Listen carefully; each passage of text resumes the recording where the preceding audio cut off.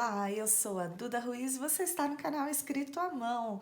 Hoje a gente está aqui dando continuidade à nossa série do livro de Jonas, então eu já vou te convidar para ficar. Vai lá inscrever-se, clique no sininho em todas e também deixe um like, porque assim você vai começar a receber as nossas notificações. Olha só, nós estamos avançando aqui nos nossos estudos.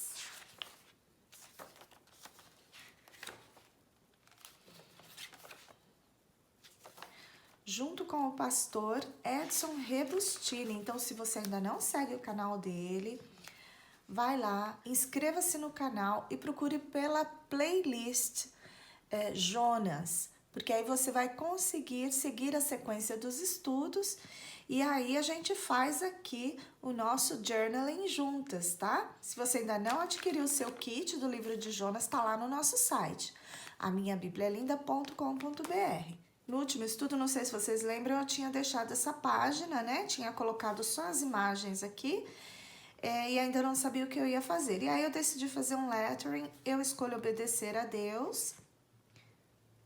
E hoje a gente vai falar sobre Jonas 1, de 4 a 5, e o tema é dormindo no barco. Deixa eu só colocar o dia aqui para a gente não se perder.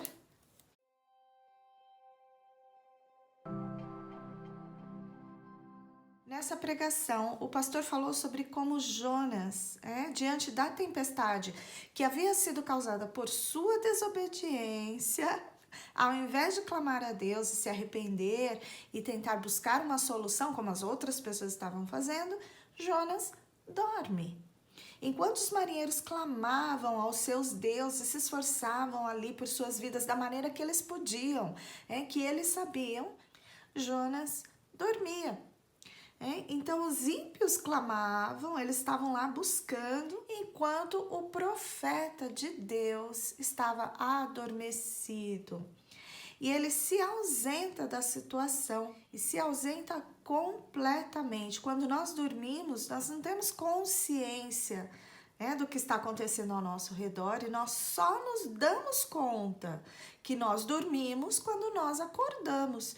É aí que a gente percebe, nossa, eu dormi, eu não vi o que aconteceu. E aí o pastor comenta sobre como nos nossos dias, muitas vezes, os ímpios têm feito muitas coisas, à sua maneira, para salvar o barco, para tentar de alguma forma manter vidas, enquanto a igreja dorme. Jonas estava dormindo, desligado, ele não sabia o que estava acontecendo. E o fato é que quando nós dormimos, quando nós estamos adormecidos, nós não queremos, dificilmente nós vamos querer ser acordados. Bom, medo era o sentimento ali que permeava a situação, que havia tomado a vida dos marinheiros. Marinheiros que muito provavelmente eram pessoas muito experientes no mar, porque eles faziam viagens de longo trajeto, de longa duração. Então eles tinham que ter experiência, eles eram marinheiros experientes, mas eles estavam tão temerosos, talvez temendo por suas vidas, por suas famílias, como o pastor disse, que o desespero começou a tomar conta deles. E eles começavam a fazer aquilo que eles sabiam fazer, aquilo que vinha à cabeça, e jogavam coisa fora e começaram a clamar aos seus deuses, cada um ao seu Deus. Então, como o pastor disse, ali todos criam em algum Deus. Eles não conheciam o Deus verdadeiro, mas eles buscavam a sua maneira algo divino que os pudesse livrar. Enquanto isso, Jonas dormia. E quantas vezes ao nosso redor as pessoas estão procurando saídas para o seu problema, as pessoas estão procurando saída até para o problema do próximo, e elas fazem o que elas acham que pode lhes dar uma solução. Elas procuram algo que seja divino, que seja superior a elas e que possa lhes socorrer. E muitas vezes elas não estão buscando ao Deus vivo, não estão clamando ao Deus vivo, e isso vai resultar numa situação ainda pior. Mas elas são ignorantes da verdade. Então, será que a culpa é de quem está indo após outros deuses na sua ignorância? Será que a culpa realmente é daquelas pessoas que fazem as suas promessas, pagam os seus sacrifícios, ou criam rituais, né? Mas de maneira ignorante, ou seja, sem saber da verdade? É claro que existem aquelas pessoas que o fazem por opção. Algumas pessoas preferem escolher um caminho em que a glória de Deus não seja dada somente a Ele. E a Bíblia é bem clara a respeito disso. Só há um único Deus e somente a Ele nós devemos adorar. E somente Jesus Cristo é o nosso mediador. A Bíblia é clara em relação a isso. Então, algumas pessoas sabem, mas preferem ter um outro tipo de fé, uma fé que se divida, né? Isso é por opção, mas algumas pessoas elas buscam no desespero aquilo que elas veem e que elas acham que possa ajudá-las e aí elas recorrem, mas é por conta do desespero, por uma ignorância e não por opção, porque elas estão sofrendo e elas querem pôr um fim ao sofrimento. Jonas provavelmente estava muito cansado da sua caminhada. Ele saiu da sua cidade, foi até Jope caminhando, então ele devia estar muito cansado. Por isso, até do seu sono, mas também talvez ele estivesse tentando se esquecer, tentando se livrar da sua consciência pesada. Muitas vezes, quando nós estamos com a nossa consciência pesada, nós buscamos o sono, nós queremos dormir para esquecer, né? Mas o grande problema é que ao dormir, ele não podia ver a realidade ao seu redor, ele não viu o que estava acontecendo ali. Como igreja, nós não podemos adormecer. Nós não podemos dormir enquanto uma tempestade assola a humanidade. Nós não podemos ser egoístas e pensar nos nossos próprios interesses enquanto as pessoas sofrem lá fora. Como o pastor disse, as pessoas que estão em uma tempestade, elas vão buscar desesperadamente por uma solução, por uma palavra, alguém que lhes mostre o caminho, que lhes indique a saída, ou que lhes dê um apoio, uma ajuda, um abraço, uma palavra. Mas muitas vezes a igreja se torna apática, ela não sente a dor do outro e ela dorme profundamente. Muitas vezes nós nos tornamos alienados, olhando somente para o nosso próprio interesse, para a nossa própria história, para a nossa própria situação. Levamos a nossa vida como se nada estivesse acontecendo no mundo. Então é nosso dever, sim, alertarmos as pessoas, mostrarmos para as pessoas o caminho certo, anunciarmos para aqueles que na sua ignorância estão buscando soluções onde não tem saída, onde a sua tempestade vai se tornar cada vez pior. A nossa atitude pode mudar realidades.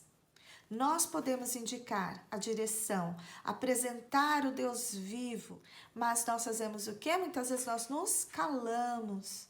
Mas nós precisamos lembrar que como aqueles marinheiros receberam ao Deus vivo, nós precisamos focar também na salvação. Como eles se converteram ao Senhor e se tornaram tementes a Deus, o nosso objetivo ao estender a mão deve ser sempre esse, o da salvação de almas. Sabe que às vezes Deus precisa mandar tempestades para nos tirar da zona de conforto, como o pastor disse. É somente quando nós também somos atingidos pela tempestade é que nós acordamos, né? Enquanto o sofrimento é só do outro, talvez aquilo não vá fazer diferença para mim. Aquilo não vai me atingir, não vai me despertar. Jonas estava alheio a tudo, mas a igreja não pode ser assim. Jonas estava no mesmo barco que eles, um barco que estava a ponto de se despedaçar e todos morrerem, mas ele não se dava conta. Nós precisamos sair da zona de conforto e da apatia. Nós precisamos nos importar com o outro, com a situação, com a realidade, com o que está acontecendo. A Bíblia relata 2 eventos onde barcos foram atingidos por tempestades. Em um estava Jonas, em outro estava Jesus. Uma tempestade havia sido mandada por Deus, não para destruição, mas para correção. A outra, pelo diabo, para tentar impedir o ministério de Jesus. Uma foi enviada pela desobediência ao chamado e a outra justamente pela obediência. Nas duas, eles dormiam. Um sono era de alienação e o outro era de confiança. Quando o diabo manda tempestades em nossas vidas, nós devemos descansar e entregar ao Senhor. Crermos que o Senhor está no comando, está cuidando de nós e através da fé nos livrarmos de toda ansiedade. Mas há momentos em que nós precisamos estar acordados. Quando Deus manda tempestades para nos despertar, nós precisamos prontamente atender a Deus e perceber o que Ele está querendo nos mostrar. Jonas teve que ser acordado por alguém. Ele foi acordado. Ele não acordou sozinho. Mas nós não vamos querer esperar até que alguém venha nos dar um chacoalhão e dizer: ei, acorda, você precisa fazer alguma coisa. A palavra de Deus está falando conosco o tempo todo. Vocês precisam fazer alguma coisa. Vocês precisam orar pelo seu país. Vocês precisam orar pelos seus governantes. Vocês precisam orar para que a corrupção cesse. Vocês precisam orar pelo órfão, pela viúva, pelo necessitado. Vocês precisam orar por aqueles que estão enfermos e enlutados. Vocês precisam orar empaticamente, sentindo a dor daquele que sofre. Nós não precisamos que o ímpio venha nos chacoalhar para nós acordarmos, porque a palavra de Deus faz isso. Ela nos alerta o tempo todo. E além de orarmos, nós precisamos atender ao ID. Nós precisamos ir ao socorro daqueles que gritam desesperadamente por um auxílio, por uma palavra, por uma oração. Aqueles que ignorantemente não sabem, não conhecem o caminho, mas nós conhecemos e nós podemos mostrar onde está a salvação. Então, que nós não nos calemos, que nós não estejamos adormecidos, mas que nós possamos estar atentos, despertos, sabendo discernir as tempestades, aquelas em que nós podemos dormir e descansar no Senhor e aquelas que vêm para nos dizer: acorda, vai lá e resolve a situação. Eu vou fazer aqui a minha decoração no texto. Fica comigo mais um pouquinho.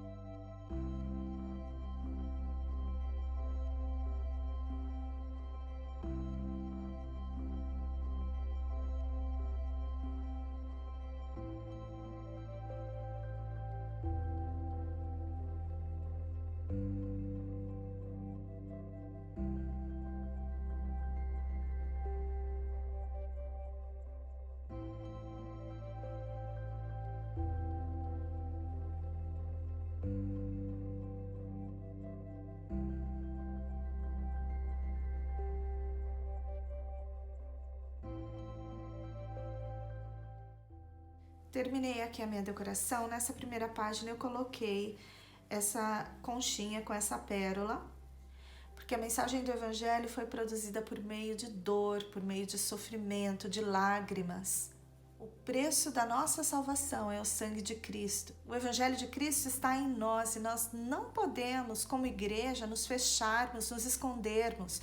Nós precisamos ir e anunciarmos o Evangelho. Eu coloquei uma tarja aqui com a palavra desperta.